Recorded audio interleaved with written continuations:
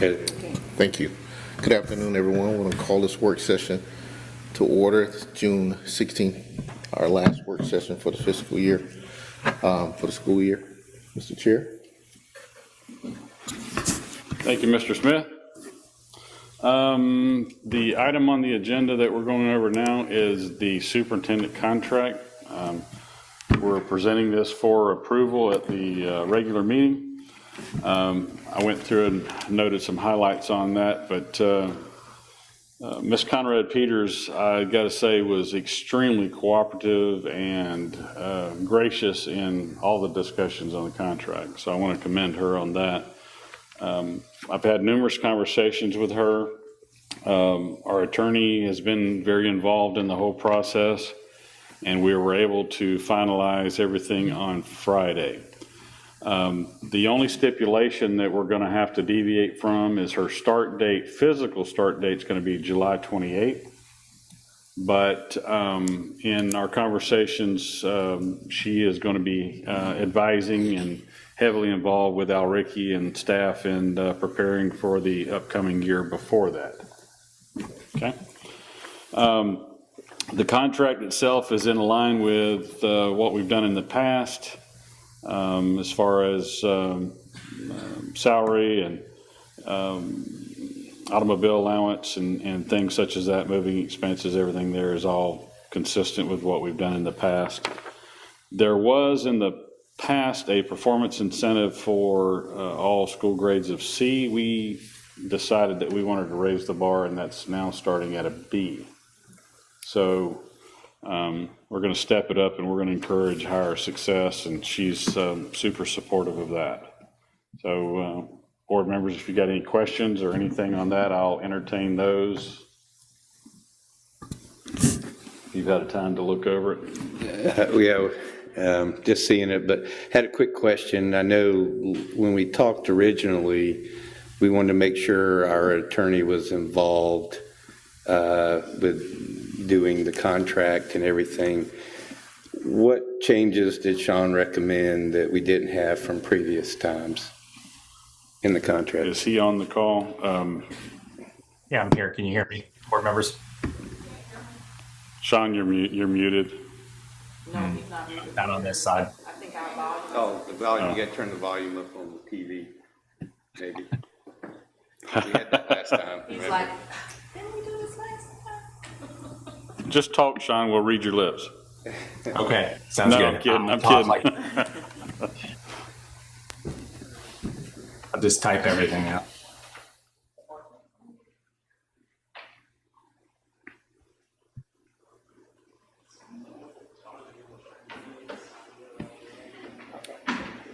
Al Rickey, act like it's a football game. You'll be able to turn it up. They're working on it.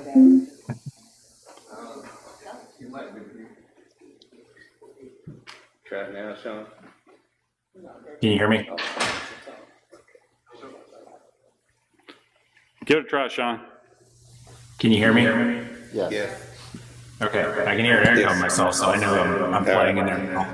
Okay. Turn the TV down, Al Rickey.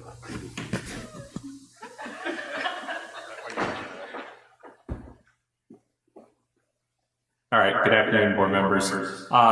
Reviewing there were several changes I made in terms of flow and some other issues like that. Some of the things we did was, I think, to make it more in line with what I've seen in the market. And there were some provisions in it, like there was a provision without any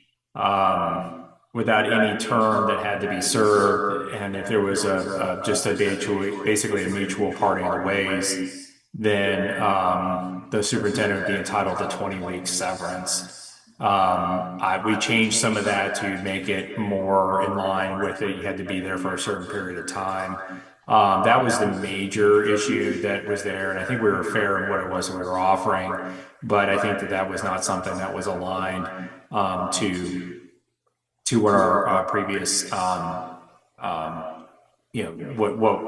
I don't think it was market to say that you could come in and if things don't work out after a month, that you would owe you 20 weeks severance. Some of the other changes had to do with in terms of termination for cause and without cause. There was some archaic language that we cleared up in that issue, and also protected the school. And I think that it's fair protections for Ms. Conrad Peters as well, that if this didn't work out again, that either party could get out of the contract without it being really stupendously hard on the other.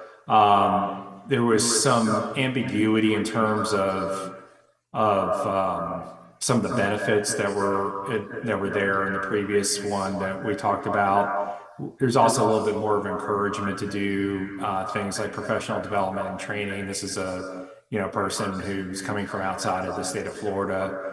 So we put some of those processes in place. There was also some references to things that were in here that were really more aligned to like what the superintendent of Polk County would be liable for, and then the benefits that they had. And even though the term superintendent is used for this position, you're not a school district. You are still a charter school, even though you're a conversion charter school. So there were a lot of references to Florida statutes that didn't apply. And so I took a lot of those out. It looks like what might have been the base of the previous contract was a school superintendent, a school district superintendent contract. And so that took some untangling and put some of those things in here. Then also there was was written, if there's notice, there's a more defined ability to determine what the last day of work is, and then the benefits and salary, work off that. And then finally the renewal section I cleaned up a lot to make it more clear as to when there's no automatic renewal of it unless a time frame passes by, and it's just a lot more clearly delineated to the board here when you're going to need to take when it's going to be subject to review, when you need to take action, when it automatically renews.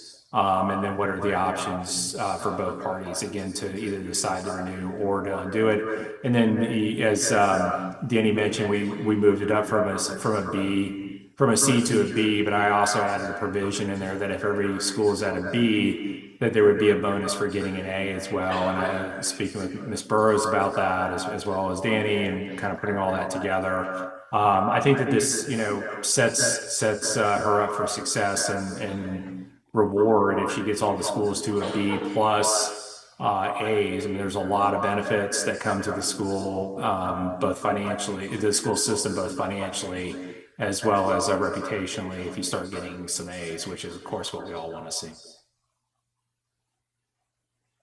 Thanks, Sean. Sure. Any other questions, trustees, on the contract information?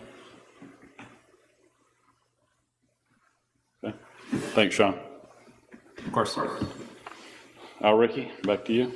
Thank you, Mr. Chair. Next on the agenda, we have our employee handbook for the 25-26 year.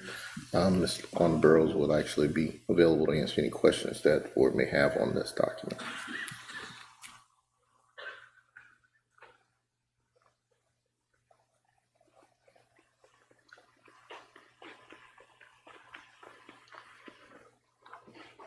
Hello, everyone. So we have our 25-26 employee handbook for your review and approval. It has been reviewed by our wonderful attorneys. So if you guys have any questions, feel free to ask. LaQuanda, were there any significant changes? No. Were the highlights? The highlights are the changes. Okay, that's what I thought. Yeah. So there was maybe 4 or 5 areas that were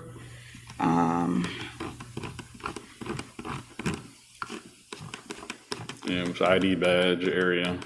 yes. The work year, number of days for the 10-month, 11-month, 12-month. Which I just added that to the handbook just because folks, Yep. don't know where to find it.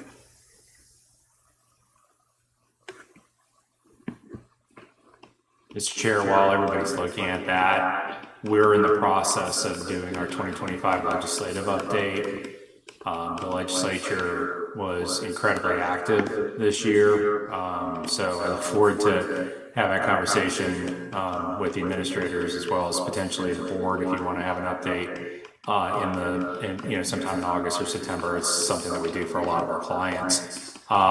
They're in doing some of that work today. We do think that there may be some additional changes that would come to the employee handbook. So I'm just putting that out there for the board that we may ask you to make some additional changes in August. Those would be legislatively driven. It's not a policy change or anything like that, but there are a few things that are in here that we're going to need to make some adjustments to the employee handbook as well as to the student handbook. Looks like there was 11 areas of change, but they were all minor changes.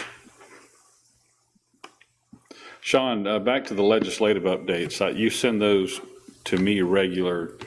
Do the other board members get that? If not, I think they need to be added to that email string if there's a way to do that.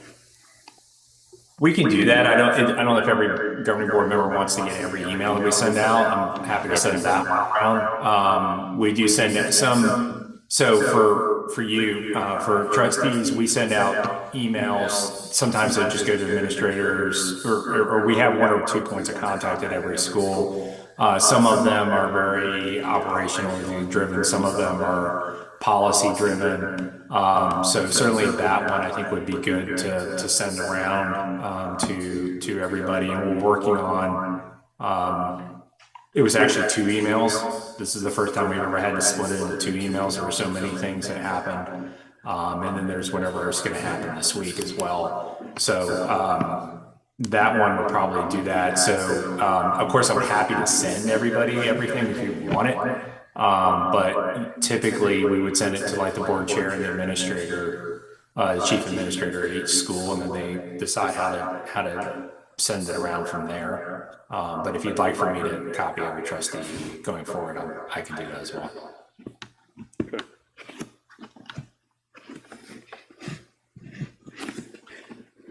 LaQuanda, anything else on your? I don't have anything else.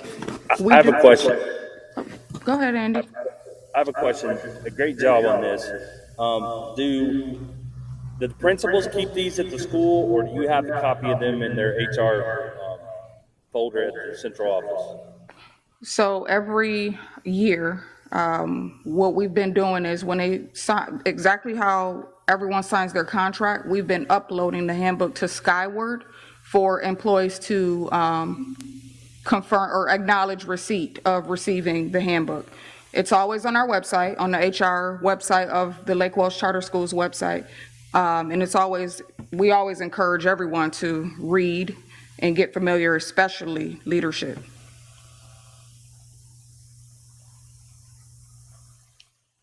I've just heard over the past year, whatever, some things where like, well, I didn't know where that was, or I don't, the people don't know about the employee handbook. So just checking. Thanks for. Great job. Thank you. We also have a policy guide that the Arnold firm sent to Al Ricky and I that we're working on. It is a very lengthy document, so we've been working on, it's kind of like a SOP manual, so we've been working on that as well. So hopefully within the coming months, we'll have that ready for approval.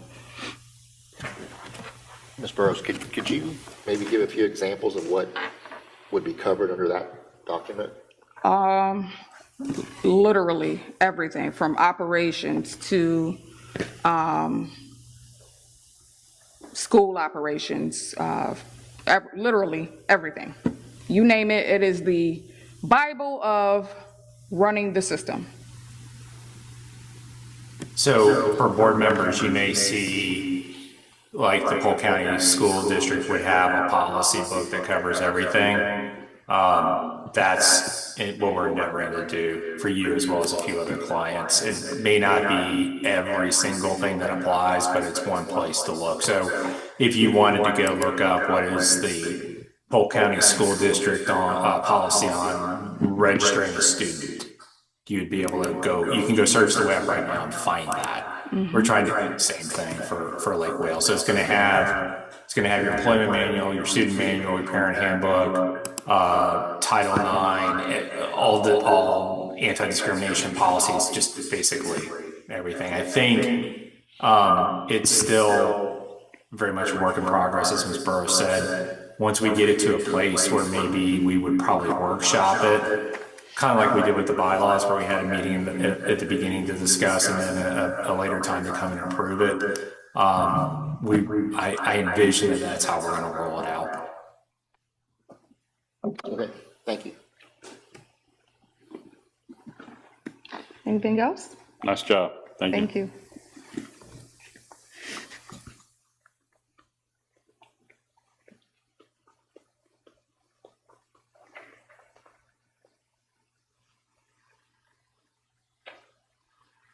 Thank you, Mr. Chair.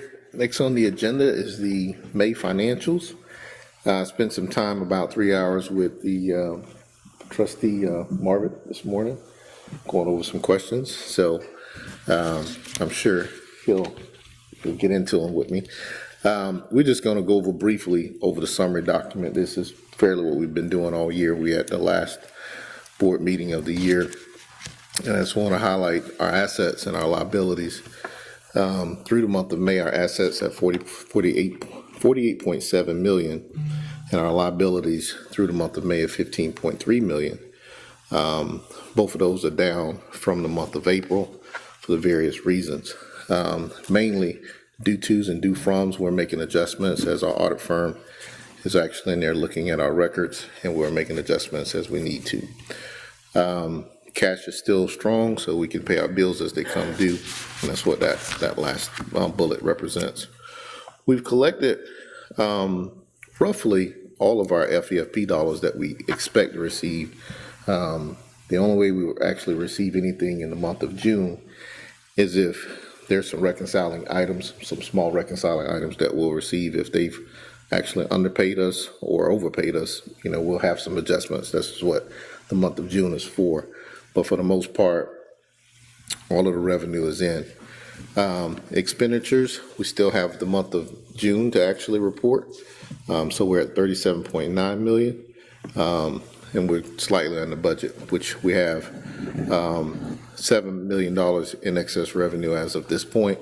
But we will see that number actually fall closer to $2 million once we get the May expenditures reported.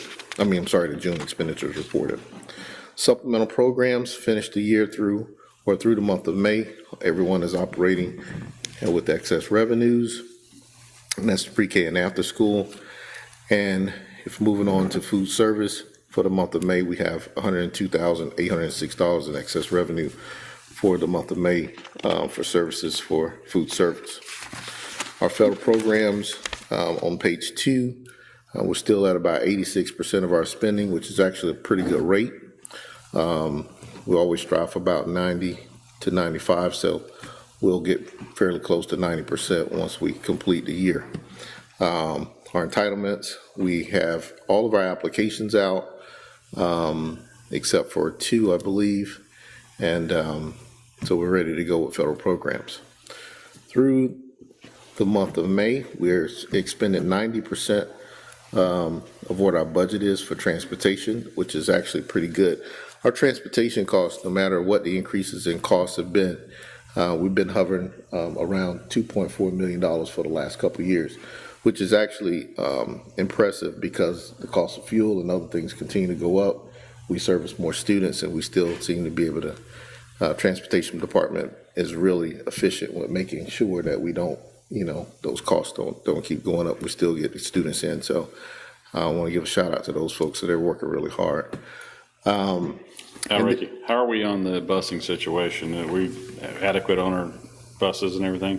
We are adequate on our buses. We're probably down, when I spoke to Devon, probably 3 drivers he would prefer to have. That'll help things a lot smoother, but they've done a good job of changing up the routing system, putting the combinations together that allows for our students to be on time. The principals have done a great job working with transportation on their start times, so giving them plenty of time to, let one group of students off and get back to pick up the next group. So They're working with it.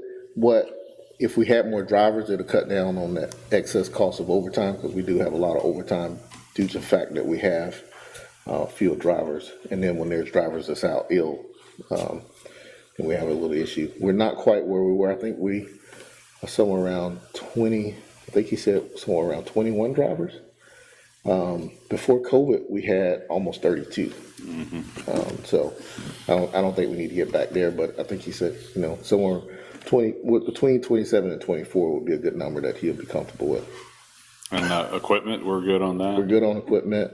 We purchased 14 buses last year, and in the same year, we actually bought back some buses that were on lease that we had initially, which was 10, and then we have a couple spares, so we're in pretty good shape with that.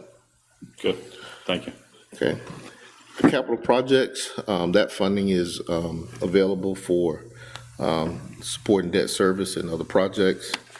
And that's all I have for the financials. No personnel changes are available. Okay, so I'm available to answer questions. Let's go, Brian. All right. So I know we talked this morning. Were you able to find out on the revenue side, we had some large swings, $1.5 million in one line item, which was other state revenue, and then $1 million in the other local revenues. So other state revenue, other local revenue. Thought maybe it's just it's misappropriated in the wrong line item, but if you could expand on what the differences were. So, and Sean might be able to attribute to this. A great deal of the other state revenues and the classification between the budget amount and the actual amount really comes down to how the legislature wanted us to calculate the teacher salary increase allocation. We try to break it out. We were attempting to break it out so the schools could operate their general funds without having to hold back increases, because that's happening at central office. However, most school systems don't have to break it out because all of the money go in one pot. So there's not really a revenue issue per se. It's just a matter of when we were attempting to do it, we wanted to break it out so we can tell the schools, this is the remaining revenue that you have to operate on in terms of operating your school. So we pulled it out. That's why you see that. So that's part of it. The other part is CAPE and IB and the AP dollars, and that's where you see the variance at for revenues received versus budgeted. So if you see the $2.8 million right there, that includes the CAPE, IB, and the teacher salary initiative, where we actually took it from the FEFP line, which is 3310, and pulled it down to its own line. That's teacher salary, that's CAPE and IB. On the budget side, the numbers locked in there, and so we don't pull it out as much. We pulled out what we thought we had, which was the actual maintenance portion of it. So when you look at the teacher salary increase, you have maintenance, and then you have growth. And so we were able at that time to say, this is what the maintenance part was, and we budgeted for the maintenance part. We couldn't budget for the growth part because we didn't have an idea as to what that is until we get the plan. Okay, so that's where you got the difference. But if you take those two lines on both the budget as well as the actual, they come out to pretty much the same. Correct. Okay, when you go to the local taxes, and I think you and I were talking about the 34 XXX, right? That difference of that. That's actually, and we talked about it not being collected. That's actually the roll forward dollars that I've allowed for the schools from the previous revenues or excess revenues in the previous years that would normally go to fund balance. We've allowed them to budget some of those dollars for special projects. Once the year is closed out and we determine how much that was actually expended, we'll actually record that in that line. So it's budgeted for 1.3 million. We've only seen schools spend up to 258 at this point. If they spend more, then we'll need to pull that in. But those dollars are really in-house dollars that we have when you look at 34XXX. So those funds would come out of Out of the reserve. a reserve account? Yes, sir. Okay. That's really the line. And I mean, we could have put another line there, but we try to keep it in the accounting system as a budgetary item for the reserves. All right.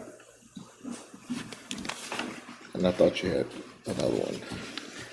My only other question was, which we talked about, and it kind of remains to be seen until we pay the expenditures in June of the instruction, was, a significant portion, we're at 82% year-to-date. That's, we would be 91%, which all the rest of things are about 90% of the budget. So I'll wait to see. We'll see what year-end comes out. On instruction. On instruction, right? Yes, sir. We'll present that in the month of August. We don't have a scheduled June meeting at this moment, but in the month of August, of July, I'm sorry. But we'll present that and then we'll look at those numbers and you'll see our unaudited final numbers for Right. instructional. Okay. All right, that's all I had. Okay. Any more questions on the financials of the month of May? Okay, I'll be requesting approval. Okay, next on the agenda is the superintendent update. I really don't have much to add. Our next meeting, we have to determine would be, do we have a schedule on that August? We hadn't set a meeting yet, have we? Do we have a meeting? August 18th. Is it possible for us to actually move that up? We're gonna have all of the members here, because with us not having a July meeting, I do have some items that I need to get approved really early in the month of August. And I want to allow for the new superintendent to have an opportunity to look at the budget and some other items, but the 18th is a little late. I'll need to get the budget in, and I have to have the reading plan kind of submitted early, and then there's another document that I'll be running a little bit late on. So if we can get that the previous Monday, what is the previous Monday? If we can get that on the 11th, that'd be appreciated. I mean, is that really? Yeah, I mean, I don't know if that really, it's just like any other day of school, right? I mean, it's like any other day of school. I mean, I'm not attending school, so I can make the meeting. the 11th. Yeah. I mean, we can't. We need to give principals a time off for that meeting. Well, That could be it. yeah. I mean, I don't want to go earlier than that, because if we go earlier than that, then the superintendent may not have a time to go through what she needs to go through. So Is that 1 week going to make that much difference in what you have to do, Ricky? yes, it will. Okay. Yeah, because some of these reports that we're holding off on, so I can have the superintendent's input, are actually due early August. So the longer I put, You don't want to move up earlier before the start of school? well, she won't get here till the 28th. So I want her to be fully on board to, Right. opine on I specifically. won't be there, so. Yeah, specifically like the budget, for instance, we'll be presenting the budget, the reading plan. We'll try to get those documents in. Annette? The only concern I think folks have is that for transportation and many other reasons on the first day, sometimes all the principals may not be able to be here. But other than that, I don't. Yeah, First day is usually always chaotic. yeah.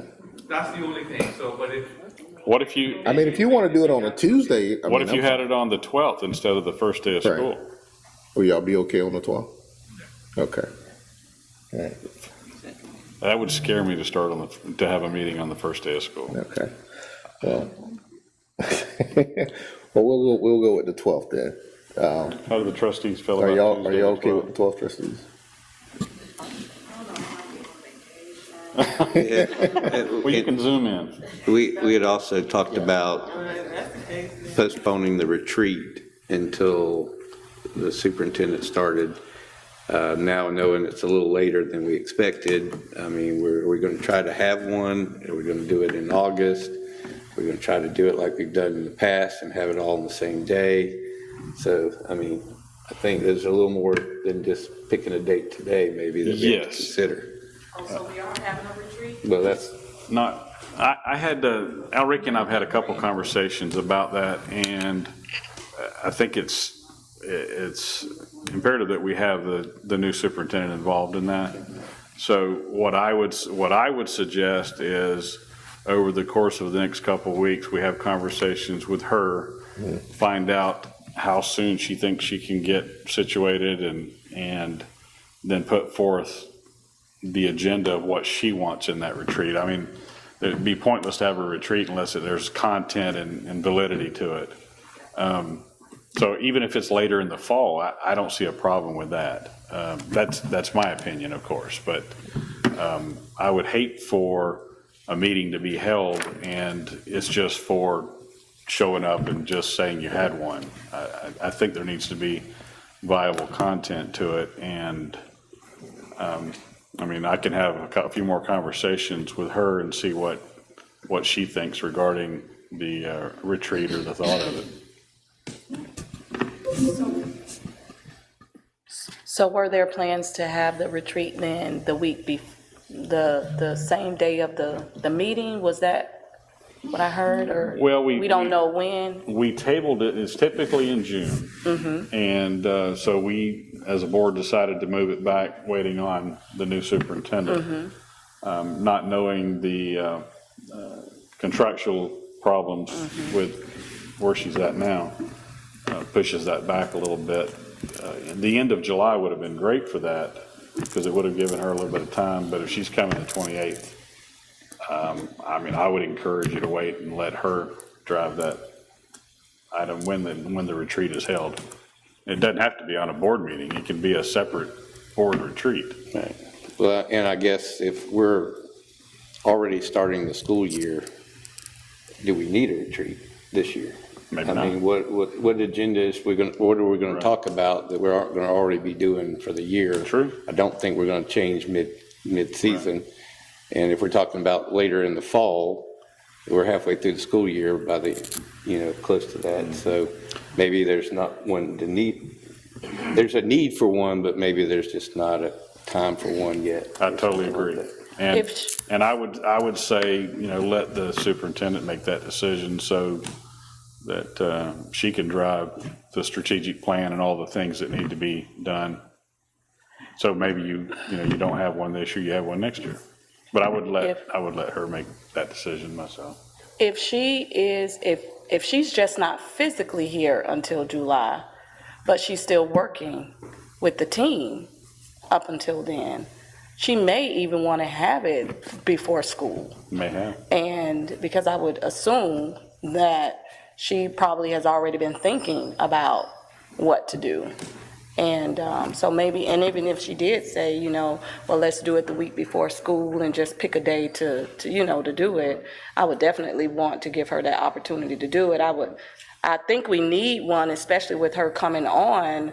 It would be a great opportunity for her to be in front of the principals or whoever attends that retreat before the school year begins. So I think we definitely should. If the board wishes, I certainly will have that conversation if you want. I think so. Okay. I think it's important to have one. So that leads another question. Is she starting on the 28th?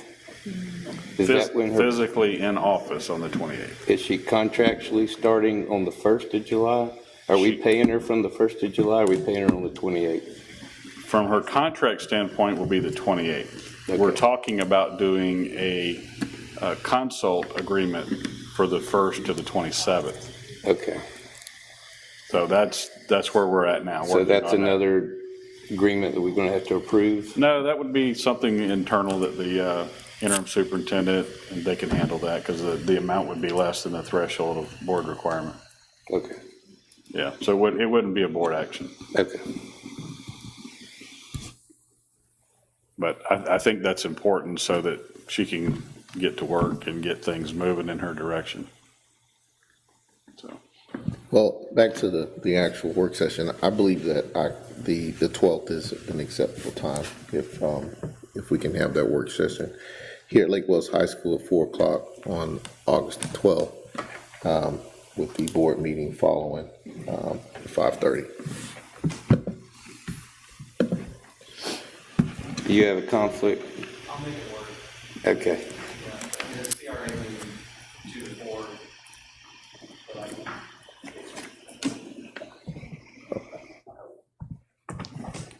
that's right, you wear two hats. And have Tuesday meetings. Okay. Next, we have the minutes that will be asked for approval for May the 14th, May the 19th,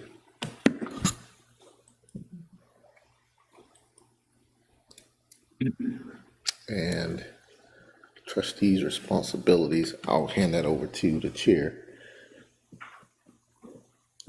The trustees' responsibilities, and will that be, is that a discussion on the? That's just for informational purposes. Okay, all right. Principals, you want to provide an update? If you have one? we sent it. So. Okay, I didn't see anything. Is it, I don't see it. Is it attached to me? If there's any questions, you can. Oh, okay, I'm sorry. My computer's delayed. I gotta say, principals, I do like the reporting format. It's very concise, very informative, and keeps us in the loop. I appreciate that. I'm sorry, my computer was delayed. Mr. Chair, Board Trustees report. I don't have anything other than today is my last day to report. So, trustees, Lynn, do you have anything to report? I do not. Tanya, you have anything? Raphael? No, sir. Talkative bunch today. Lori? Yeah, I just want us to keep the conversation going about the possibility of having an elementary and a secondary teacher rep.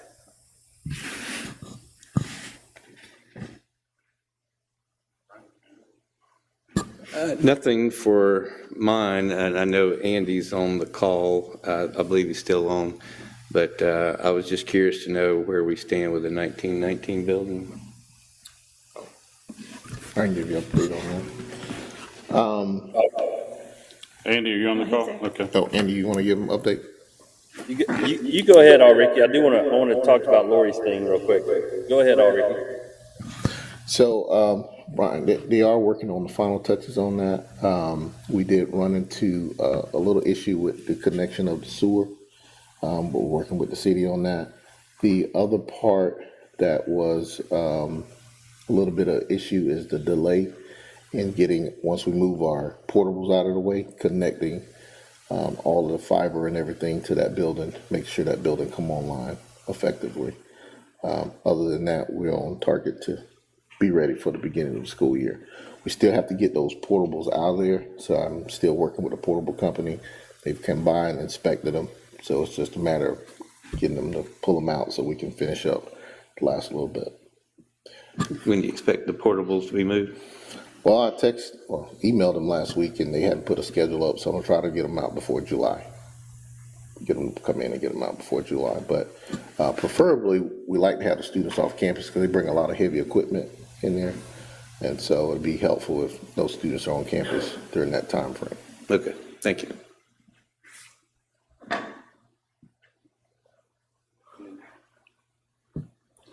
Andy, you're up. So I heard what Lori said about having a primary and secondary rep for our board. I think maybe the discussion needs to go a little bit different direction. I've had some talks with a few teachers. So I love the position. I think it's, and I think we saw it work during the superintendent selection. here's what I see is probably an obstacle to that position being more effective. And the issue is this: when we put that position as a board position, then that makes it fall under the sunshine law, and we can't have discussions with the teachers like I wish we could. So in other words, if we made that some sort of position, and I don't know, Sean, what your thoughts are on this, but where I think it would be more helpful to everyone if the teacher reps could come to each one of us as individual board members and say, hey, here's our concerns, this is what we're thinking, this is what we're doing, versus the rep just being able to talk to us during the meeting. But that's just my thoughts. So Andy, you're thinking of more of a liaison between the teachers and the board, so that, is that what you're talking about? Yeah, I mean, I want it to be I'm not trying to take away as a matter of fact, I think it would be more powerful if we had that, yes, whatever you want to call it, board representative for the elementaries and one for the secondaries, however you want to do that. And maybe, Sean, have you seen this at all anywhere? I just don't think it's effective the way it is. I wish it was more effective. That's where I'm coming from. So if they're on as constituted in the bylaws right now, that position is a sunshine law position. I brought that conversation up briefly when I saw all of you in person.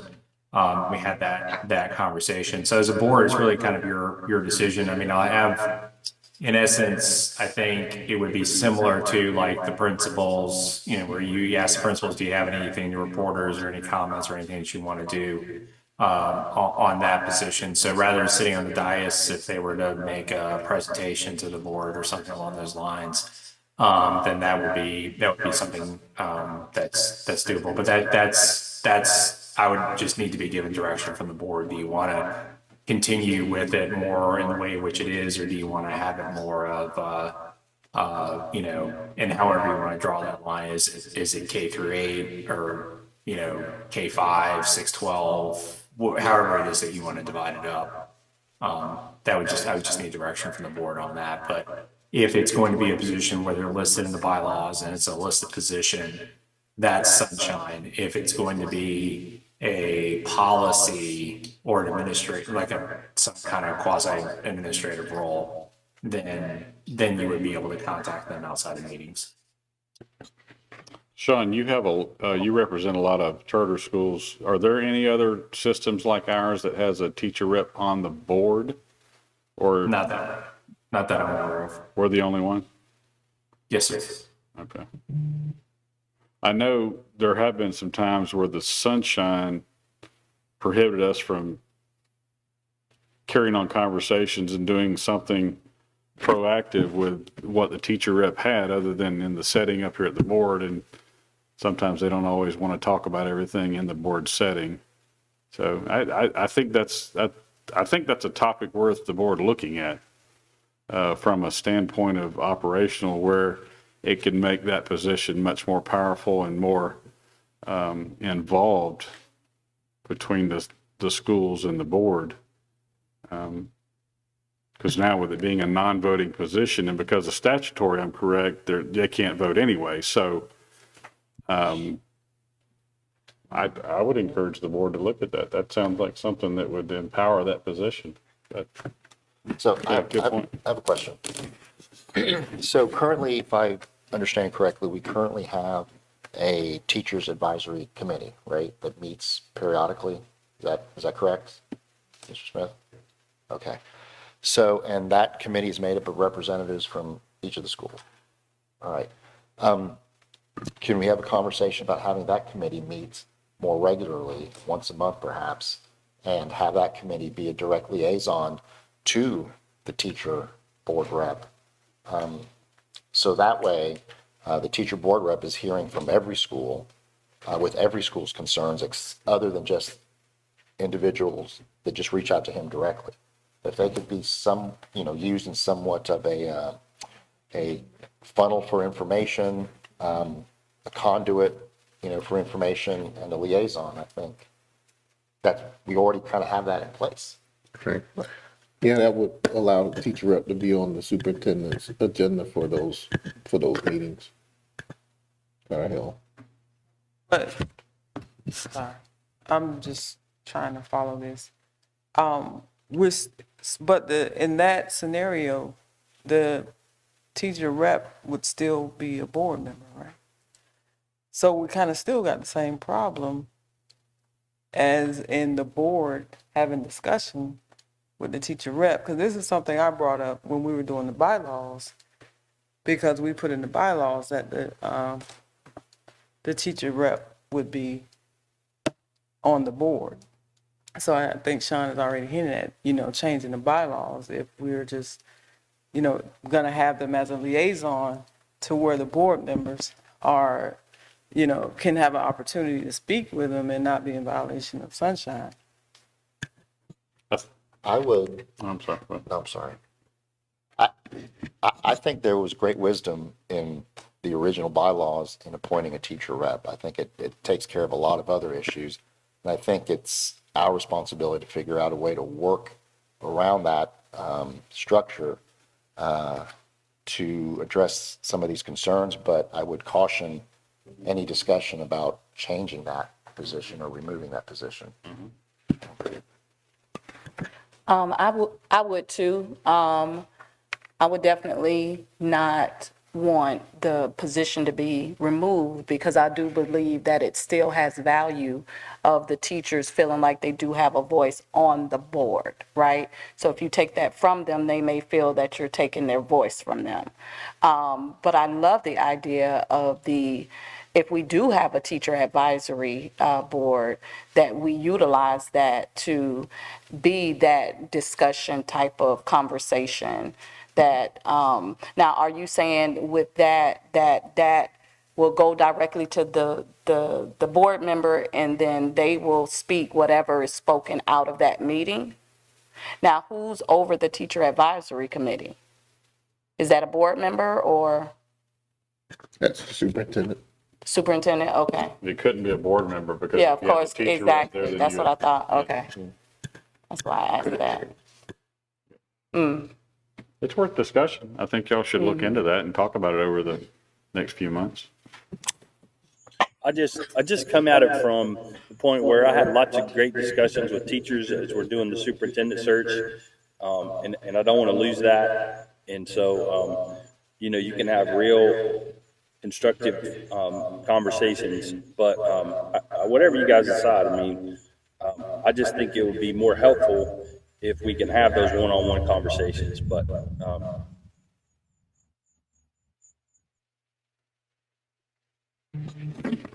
Are those advisory meetings that are held, are those public notice meetings or those private meetings? Oh, no, they can be held public. But if you made those public meetings, then board members could attend, teacher rep, those kind of things. I don't know, just something. I'm just trying to think outside the box here. I mean, It's worth continued discussion. I agree. I think whatever you can do to empower that position more, I think is a good thing.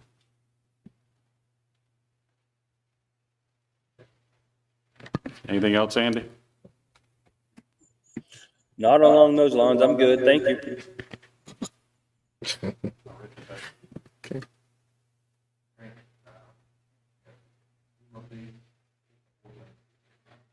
School updates, if there's no board members for any questions for the principals. Any other business for the good of the cause? All right, well, meeting's adjourned. All right, and we have about 36 minutes. I thought we had more for the work session, so we finished a little early. We'll start promptly at 5:30. Everybody's on break. See you then. Here on my laptop. Thank you.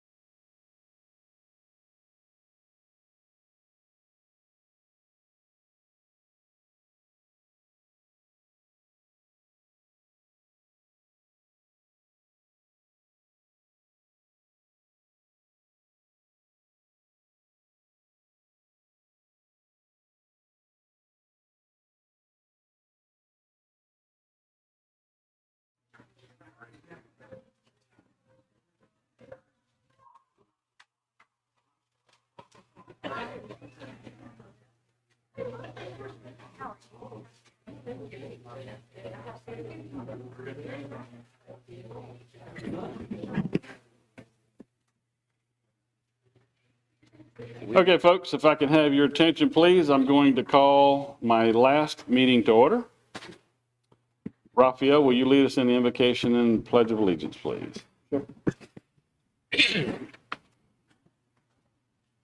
Let's pray. Lord, we are so grateful for another day that you've given us, and we're thankful for the opportunity to come together as a board to serve the children of this community, their families, and the staff of Lake Wales Charter Schools. Lord, we pray that you would give us the discernment, the wisdom to make the right decisions to move this system forward in such a way that would bring positive results for the city of Lake Wales and for the surrounding communities. And we pray these things in Jesus' name. Amen. Amen. I pledge allegiance to the flag of the United States of America and to the republic for which it stands, one nation, under God, indivisible, with liberty and justice for all. Thank you, Raphael. Sir. Next item on the agenda is you. All right. So before we start into business, board business, I'd like to ask all the trustees, Marie, Ricky, to please stand. You here? All right. I want to take a moment to express our deep gratitude to Chair Danny Gill for his service to Lake Wales Charter Schools. Chair Gill has served Lake Wales Charter Schools proudly for 14 years. His first term as a trustee began in seat number 4 in 2010, when that current seat, number 4, trustee resigned. He went on to serve 2 full terms, thus serving in seat number 4 for a total of 8 years. During this time, he served as vice chair from 2013 to 2015 and chair from 2015 to 2017. After taking a year off the board, he was asked back to return as a trustee at the end of 2019 to fill seat number 7. He has now completed 2 new terms and ends his tenure on the Lake Wales Charter School Board of Trustees on June 30th, 2025. During his most recent 2 years, he again served as vice chair and then chair. Chair Danny Gill holds the record for being the longest serving trustee in the history of Lake Wales Charter Schools. Danny, we are profoundly grateful for your dedicated service to Lake Wales Charter School, and we wish you all the best in your future endeavors. Thank you for serving our students, our staff, and all of the Lake Wales community with passion and purpose. The Board of Trustees would like to present you with this plaque as our gesture of thanks and also to honor you for your service. Thank you, and well done, sir. Thank you. You have any word? Doesn't say? Word or two?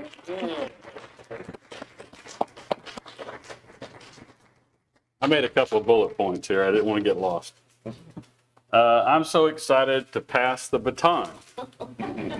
I would say pass the gavel, but Marie took it away from me years ago. You remember that, Marie? Yep, you did. I'm excited because it's time. Also because of our strong board. This is an incredible board of directors, really is. Superb legal counsel, an energized incoming superintendent, and our schools are all performing very well. We have been through some very, very tough times and some extremely good times. All of those have made us better. This position certainly increased my amount of gray hair. It truly was an honor to serve for almost 14 of the last 15 years. I'd like to thank the people who supported me over the years, especially my wife. I would also like to thank the people who did not support me, because opposing opinions keep you grounded and observant to all sides. Most of all, I want to make sure that I glorify God in everything I do. Thank you.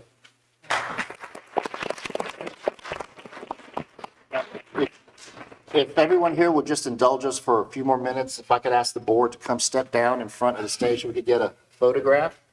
And Lisa, are you here? Would you come down? Come on, Danny.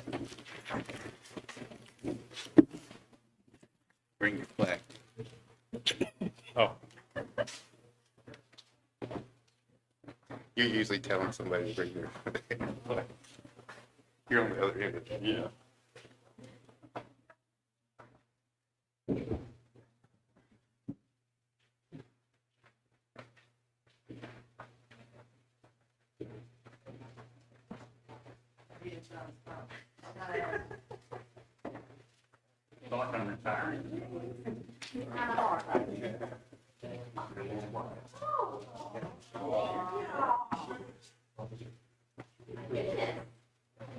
Who's got the camera?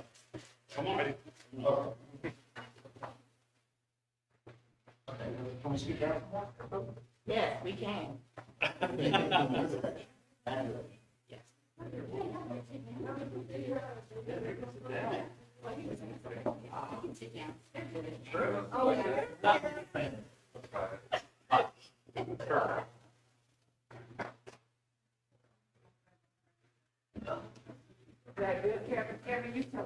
That'll be great.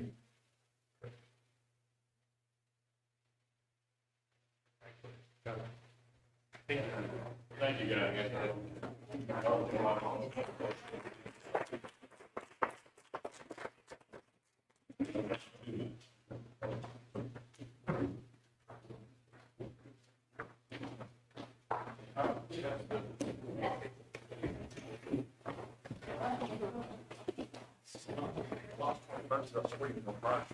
Yeah?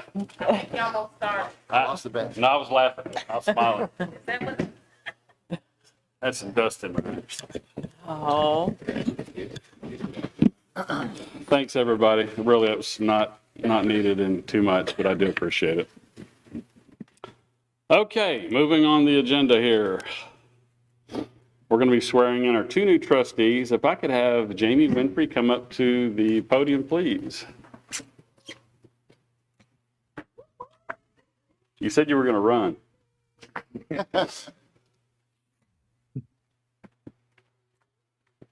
Congratulations and welcome to the board. I'd like for you to go ahead and raise your right hand.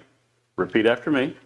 I state your name. I, Jamie Winfrey, Do solemnly swear do solemnly swear that I will support, that I will support, protect, and defend protect, and defend the Constitution and government the Constitution and government of the United States of America of the United States of America and of the state of Florida, and of the state of Florida, that I am that I am duly qualified duly qualified to hold the office to hold the office of trustee of trustee for Lake Wales Charter Schools, for Lake Wales Charter Schools, and that I and that I will will well and faithfully well and faithfully perform the duties perform the duties of trustee of trustee for Lake Wales Charter Schools. for Lake Wales Charter Schools. Congratulations. Thank you.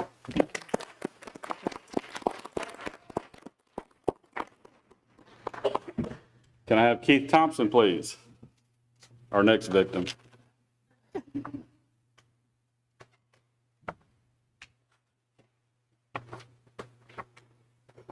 Raise your right hand. Repeat after me. I state your name. I, Keith Thompson, Do solemnly swear do solemnly swear that I will support, that I will support, protect, and defend protect, and defend the Constitution and government the Constitution and government of the United States of America of the United States of America and of the state of Florida, and of the state of Florida, that I am that I am duly qualified duly qualified to hold the office to hold the office of trustee of trustee for Lake Wales Charter Schools, for Lake Wales Charter Schools, and that I will well and faithfully perform the duties of trustee for Lake Wales Charter Schools. for Lake Wales Charter Schools. Congratulations. Thank you. And now I'm off to a 3-year-old's birthday party, so. Have fun.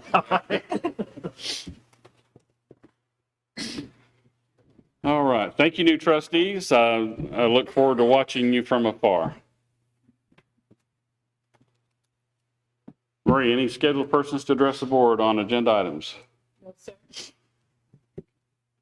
All right, trustees, during the work session, we talked about and was presented the superintendent contract.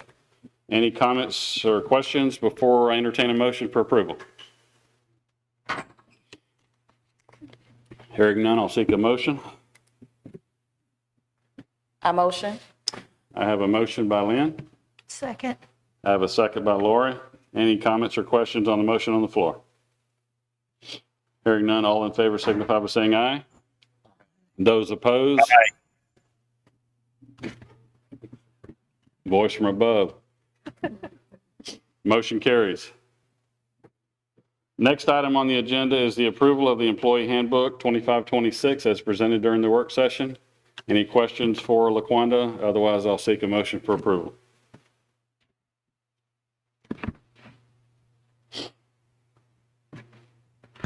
So moved. I have a motion by Tanya. Second.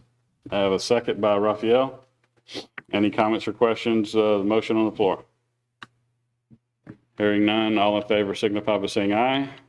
Aye. Those opposed? Aye.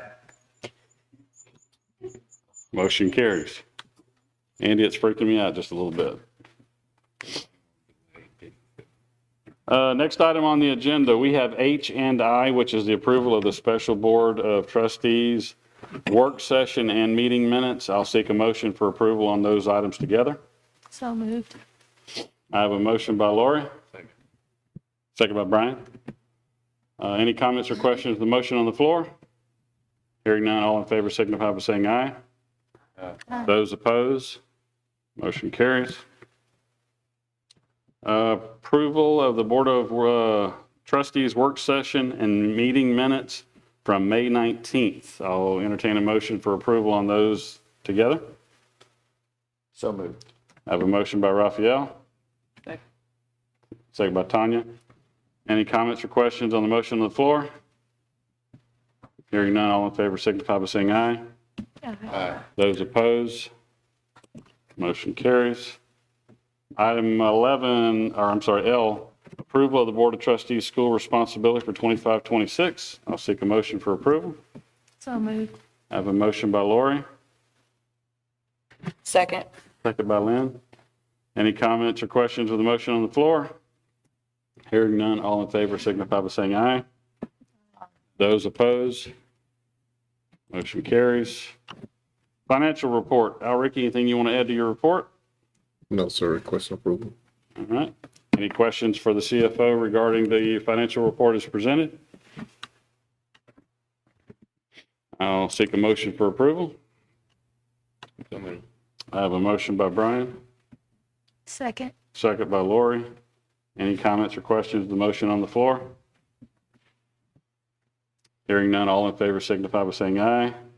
Aye. Those opposed? Motion carries. The next item is personnel changes. There were none. Superintendent report. Al Ricky?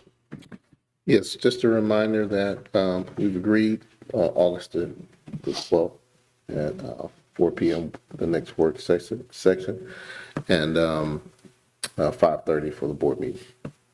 No addition. Duly noted. Marie, any person scheduled to address the board on non-agenda items? Yes, sir. Thank you, ma'am. Okay, let's move into the selection of the officers for the upcoming year. Selection of the board chair for 25-26. I'll open the floor for discussion. At any point, anybody wants to make a motion of that position, I'll entertain that motion. I have a motion from Tanya for Raphael to be the chair. I second. We have a second. Any further discussion? Hearing none, all in favor signify by saying aye. Aye. Those opposed? Motion carries. Now we're watching TV.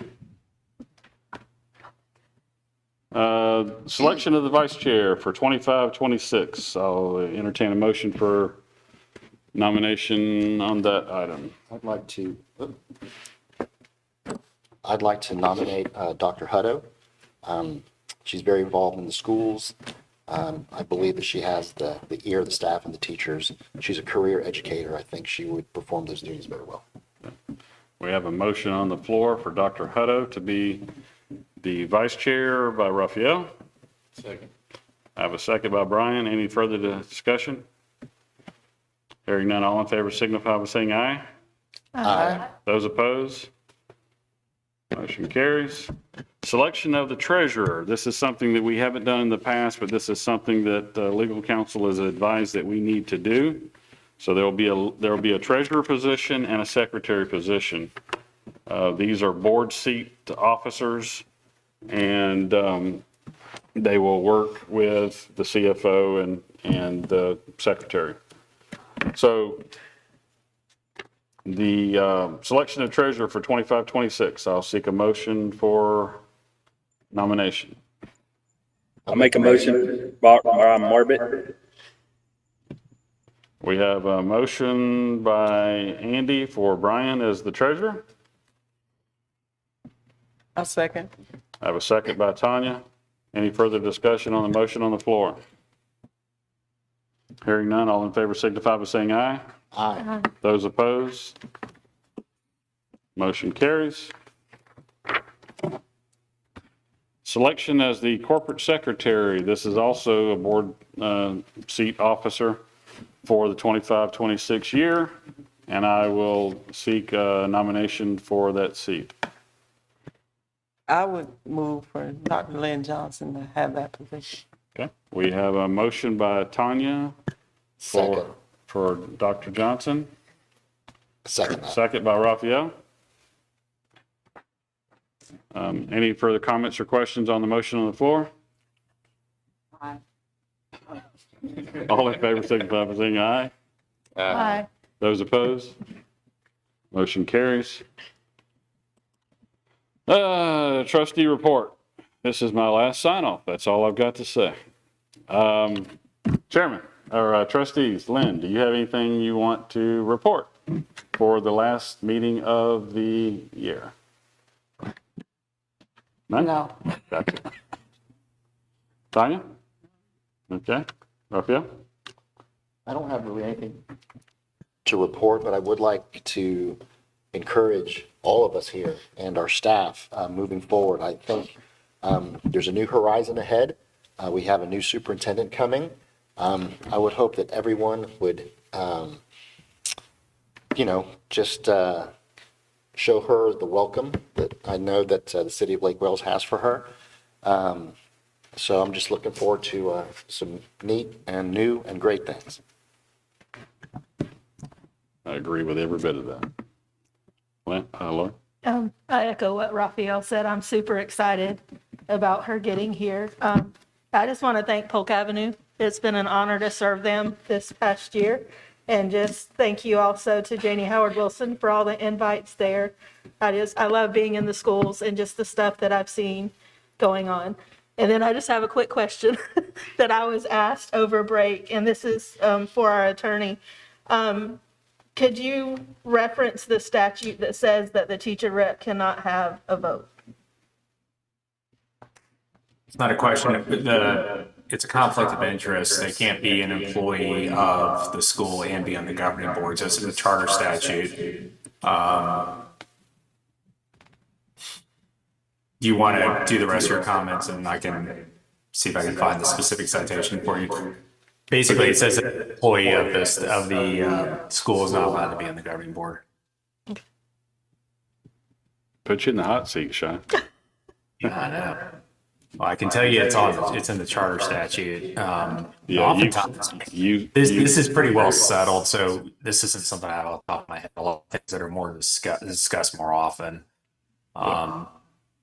You shared that with me early on, but I don't remember the statute, what you were talking about.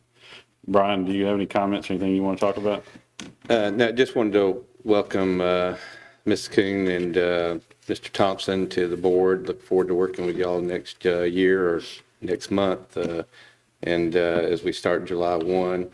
And then again, look forward to welcoming our new superintendent. And I think we had a lot of good things happening already in the system, and I hope that this brings everybody a little more together as we move forward, and appreciate all the staff and administrators and everybody that's in the charter system and all the hard work that y'all put in this year.